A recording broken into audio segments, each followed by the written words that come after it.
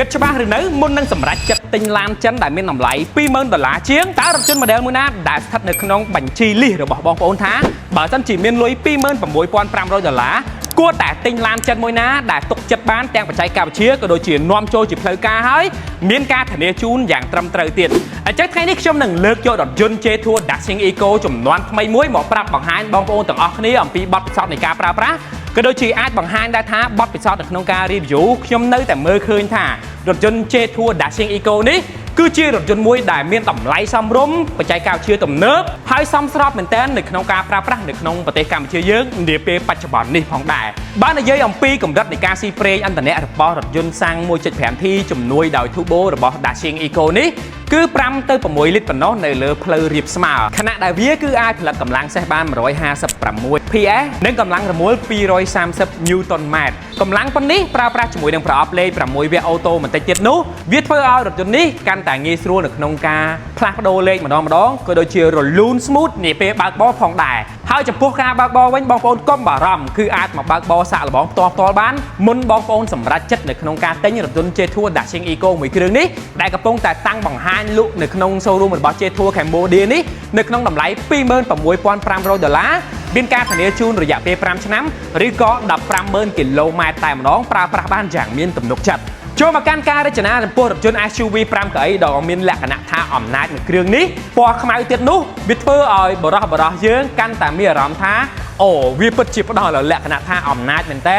មើលតែផ្នែក daytime តែផ្នែកខាងលើបាទការប្រើប្រាស់ជាមួយនឹងអំពូលគុជពីរគ្រាប់នៅផ្នែកខាងមុខហើយការ design ប៉ាណាដែលមានជាបន្ទះបែបនេះទៀតមកវាធ្វើឲ្យយើងគិតថាអូឡាននេះមិនសមនឹងតម្លៃ $20,000 ជាងទាល់តែសោះហ្មងបងប្អូនហើយមាឌវិញគឺថាធំដេងហ្មងណាហើយនៅពេលដែលខ្ញុំឈរផ្នែកចំហៀងនេះបងប្អូនទាំងអស់គ្នាឃើញទេបាទកម្ពស់ខ្ញុំមកកម្ពស់ឡានសឹងថាប្រស៊ីប្រសងគ្នាតែម្ដងហើយតាក់ទងជាមួយនឹងយ៉ានកង់វិញគឺ2ពណ៌តែម្ដងដោយប្រើប្រាស់ជាមួយនឹងយ៉ានកង់ដែលមានទំហំ19អិញទៀតផងបងប្អូនអានេះគឺត្រូវតែដឹងដែរអំពីយ៉ានកង់ហើយចំពោះដៃទ្វារវិញគឺលក្ខណៈថាជាដៃទ្វារលឹបលៀនការ design បំពាក់ជាមួយនឹង chrome មួយបន្ទាត់នៃស៊ុំកញ្ចក់បែបនេះទៀតមកវាកាន់តែកាចកាន់តែប្រណិតហើយចំពោះកន្លែងចាក់សាំងគឺនៅពីខាងស្ដាំដៃនេះតែម្ដងចូលមកកាន់ផ្នែកខាងក្រោយវិញបងប្អូននឹងបានឃើញជាមួយនឹងការរចនា spoiler បាទជាមួយនឹងការបំពាក់ជាមួយនឹង stop ដាច់បែបនេះទៀតមកហើយ stop នេះក៏ design បែប 3D ដោយមើលមកគឺក្រហមឆ្អិនចៅតាក់ចិត្តយើងមែនតែនហើយចំពោះកន្លែងនេះយើងឃើញជាមួយនឹងអក្សរ Dashing ផុសចេញមកយ៉ាងច្បាស់តែម្ដងគឺដូចជាម៉ាកយីហោរបស់ J-Tour ក៏បង្ហាញច្បាស់នៅផ្នែកពីខាងក្រោយរថយន្តផងដែរដែលគេចង់ប្រាប់ថា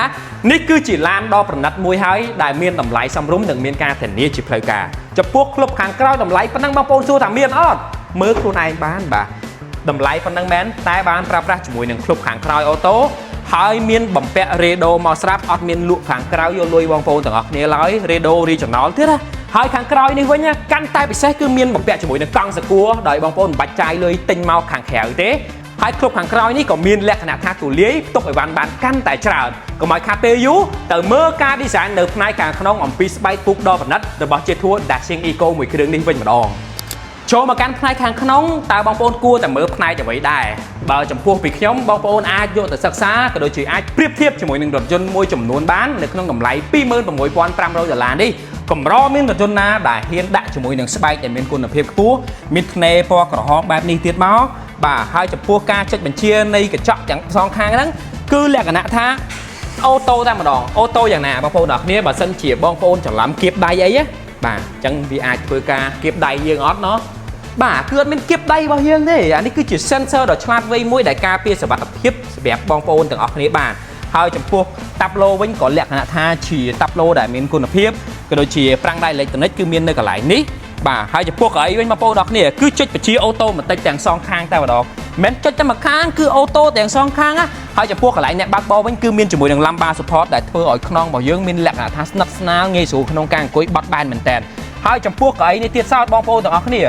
គឺអាចប្រើប្រាស់ជាមួយនឹងមុខងារត្រជាក់បានណាហើយខាងស្ដាំក៏អាចប្រើប្រាស់ជាមួយនឹងមុខងារក្តៅត្រជាក់នឹងបានដូចគ្នាដែរហើយចំពោះការ design នៃកៅអីវិញបងប្អូនទាំងអស់គ្នាអើយម៉េះកាមេរ៉ាមែនចូលមើលណាគឺលាយជាមួយនឹងស្បែកឆៅបាទ highlight ពណ៌ក្រហមបាទមើលមកគឺប្រណិតគ្រប់តំបន់តែម្ដងហើយបើសិនជាបងប្អូនសួរកន្លែងដាក់អីវ៉ាន់នៅខាងស្ដាំដៃនេះក៏មានផងដែរនេះកន្លែងផ្ទុកអីវ៉ាន់គឺមានកន្លែងនេះហើយមាន USB សម្រាប់ធ្វើការសាកថ្មបាទមានកន្លែងផ្ទុកកែវហើយកន្លែងផ្ទុកកែវនេះបើសិនជាមេឃល្ងិត cứ miên phượng môi bỏng phượng rồi chỉ phượng ambient light này cả lại cao hơn chắc á đại phơi dưỡng đặt cao cứ đang đặt thử và lo mòn hay cái lại như cứ chia cái lại sông phơi hay ca chắp căn lấy cứ là thắt snap đay mình tèn hay cái lại như miên lại sạc mò học sập bát tiệt bao phone học sập bát sạc theo left side iPad bán á hay miên USB miên cái tôi bày hay cái lại như tiệt sao cứ chia cái lại sạc mò tủ sập ắt xài bị sai mình tèn mà phone đọc như lan được không có chắp tật lôi pon ní hay bao nhiêu ông pi screen khai cả một đi bên mà phone đó cái gì viên năng bằng hai dương tha dươngกับpông tẹp ba nơi trải một mũi na đây lợi vì chọn một eco giống bị phẹp dương này bà hay cầm đặt là bươn con tơ qua bị xôn từ mà nó không dạ phê mười máu nắng còn bia bằng hai là lên đây đôi chia con tơ sáng còn miên bằng hai là lên đi đôi kia hai chập buộc con tơ là miên phải giao lại như bên mong vô đó cái gì nè mưa anime cái cứ món sát mình tèn hai chập buộc trải mốt để nhung phẹp trắng cứ miên chẳng eco sport normal đã xả sóng sầm đẹp ca pra praในក្នុងស្ថានភាពផ្លូវតែម្ដងហើយឯក្រង់នេះផងដែរក៏អាច connect ជាមួយនឹង Apple CarPlay ឬក៏ Android Auto បានដោយមិនបាច់ចាំប្រើខ្សែដល់តែញ៉ៃញ៉ៃបងប្អូនអរគ្នាហើយចង់សេរីប្រព័ន្ធម៉ាស៊ីនត្រជាក់នៅក្នុងអេក្រង់ហ្នឹងចង់ឲ្យត្រជាក់តិចត្រជាក់ខ្លាំងអីគឺអាចសេរីនៅកន្លែងហ្នឹងបានសេរីកៅអីក្តៅត្រជាក់សេរីបិទបើកទៅលើប្រព័ន្ធ Panoramic Sunroof ផ្នែកខាងលើដែលអាចបើកដបូលបានធំហើយក៏អាចសេរីបានជាមួយនឹងប្រព័ន្ធភ្លើង Ambient Light ឡាននេះមាន Ambient Light ទៀតណាបងប្អូនទាំងអស់គ្នាហើយបើនិយាយពីមុខងារ ADAS វិញគឺមានជាមួយនឹង Blind Spot Monitor វានឹងផ្ដល់ដំណឹងនៅពេលដែលឡានឬម៉ូតូកំពុងតែវ៉ាចែងឡានរបស់យើងអញ្ចឹងណាក៏ដូចជានៅពេលដែលយើងភ្លេចបិទទ្វារខាងណាបិទអត់ចិត្តអីវាក៏ប្រាប់ផ្ដល់សញ្ញាជាដំណឹងឲ្យយើងបានដឹងដែរនិយាយទៅគឺសុវត្ថិភាពមែនតើហើយចំពោះរថយន្តនេះផងដែរក៏បានបំពាក់មកជាមួយនឹងកាមេរ៉ា360 degree ដែលមានលក្ខណៈថាភ្លឺច្បាស់ដោយវាពិតជាសម្រួលយើងបានច្រើនមែនតើនៅពេលដែលមានកាមេរ៉ា360ចឹងទៅយើងអាយ៉ែទៅវាងាយនឹងធ្វើការប៉ះកែមកង់អីចឹងទៅបងប្អូនទាំងអស់គ្នាបាននិយាយអំពីប្រព័ន្ធដៃចង្កូតលក្ខណៈថា electronic ធូររលុងងាយស្រួលនៅក្នុងការប៉ះបញ្ជាមែនតើហើយចូលមកកាន់កៅអីផ្នែកខាងស្ដាំនេះវិញបើសិនជាខ្ញុំម្លងប្រហែលជាបងប្អូនរៀងអន់ចិត្តដែរព្រោះមើលតាំងពីដំបូងមកចង់ឃើញមែនតើតើអ្នកដែលរួមដំណើរហ្នឹងមានអ្វីខ្លះចំពោះកន្លែងនេះគឺ design មកសម្រាប់បងស្រីៗក៏ដូចជាប្រពន្ធរបស់បងប្អូនទាំងអស់គ្នាក៏ដូចជាអ្នកដែលអង្គុយហ្នឹងតែម្ដងគឺអាចធ្វើការផ្ទុកអីវ៉ាន់មួយចំនួននៅកន្លែងនេះបានមានកន្លែងសម្រាប់ធ្វើការបញ្យួរទៀតណាកាមេរ៉ាមែនគេកន្លែងនេះយើងអាចបញ្យួរបានអញ្ចឹងណាឃើញអត់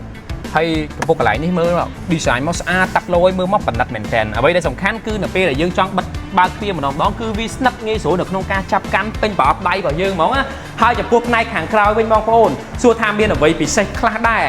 មកដល់ចំណុចនេះបើសិនជាបងប្អូនមិនបានមើលមកកាន់ផ្នែកខាងក្រោយច្បាស់ជាស្ដាយមែនតើផ្នែកខាងក្រោយគឺត្រូវបានបំពាក់មកជាមួយនឹងម៉ាស៊ីនត្រជាក់គឺពីតំបន់តែម្ដងពីតំបន់យ៉ាងម៉េចបើសិនជាបងអង្គុយខាងស្ដាំដៃនេះគឺអាចសេរីម៉ាស៊ីនត្រជាក់ឲ្យត្រជាក់ទៅខាងស្ដាំបែបនេះហើយសិនខ្ញុំអង្គុយខាងឆ្វេងគឺអាចសេរីឲ្យមកខាងឆ្វេងបែបនេះហើយមានទាំង USB ក៏ដូចជាកន្លែងផ្ទុកទូរស័ព្ទរបស់យើងបានដូចគ្នាផងដែរឃើញទេបងប្អូនអរគ្នាហើយតាក់ទងជាមួយនឹងកៅអីផ្នែកខាងក្រោយនេះគឺគេមាន highlight ជាមួយនឹង chrome មេហើយដាក់ជាមួយនឹងអក្សរជាតិខ្ពស់បានយ៉ាងច្បាស់តែម្ដងហើយកៅអីវិញគឺប្រើប្រាស់លក្ខណៈថាជាពូកស្បែកទន់ល្មើយងាយស្រួលក្នុងការអង្គុយហើយចំពោះភ្លើង ambient light សូមប្រហើបតិចចុះបាទគឺមានពីមុខរហូតដល់ផ្នែកខាងក្រោយតែម្ដងសូមធ្វើការផ្ទះដៃឲ្យជាធួ Dashing Eco មួយដែលមានតម្លៃ $26,500 ចូលមកកាន់ចំណុចនេះចង់សួរបងប្អូនថាមានអារម្មណ៍យ៉ាងណាដែរឡានដែលមានតម្លៃ$26,500តែអាចបំពេញនៅតម្រូវការរបស់យើងទាំងស៊ីសាំងតិចទាំងការផ្ដល់នៅកម្លាំងសន្ទុះដែលស័ក្តិសមសម្រាប់ប្រើប្រាស់នៅក្នុងប្រទេសកម្ពុជារបស់យើងក៏ដូចជាកៅអីដែលមានលក្ខណៈពុកស្បែកការ design ស្អាត highlight ជាមួយនឹងពណ៌ក្រហមតើគួរតែសម្រេចចិត្តទិញដែរឬទេអាចជួយ comment ប្រាប់ខ្ញុំនៅខាងក្រោមនេះផងខណៈដែលក្រុមហ៊ុនជាធួ Cambodia មានការធានាជូនរហូតដល់5ឆ្នាំឬក៏ 150000 គីឡូម៉ែត្រឯណោះហើយបងប្អូននឹងស្រាប់ហើយជាធួគឺកំពុងតែមានឈ្មោះបោះសម្លេងនៅក្នុងប្រទេសកម្ពុជាយើងហើយនៅក្នុងការប្រើប្រាស់ម៉ាកយីហោរបស់ជាធួក៏មិនបារម្ភទៅលើការលក់ខាតច្រើននោះដែរគឺជាឡានមួយដែលមានហាងឆេងសម្រាប់ប្រទេសកម្ពុជាក៏ដូចជាពិភពលោកកំពុងតែចាប់អារម្មណ៍ងាកជាមួយនឹងការប្រើប្រាស់រថយន្តម៉ាកយីហោរបស់ជាធួនេះតែម្ដងអញ្ចឹងវីដេអូនេះមានតែប៉ុណ្្នឹងទេបងប្អូនអាចបើកបោសាករបស់ជាធួ Dashing Eco បាននៅ showroom របស់ជាធួផ្ទាល់តែម្ដងឬក៏អាចតាក់ទងទៅកាន់លេខទូរស័ព្ទដែលខ្ញុំបានបង្ហាញនៅលើអេក្រង់នេះជម្រាបលាបងប្អូនទាំងអស់គ្នាជួបខ្ញុំបាទនៅវីដេអូក្រោយបាយបាយ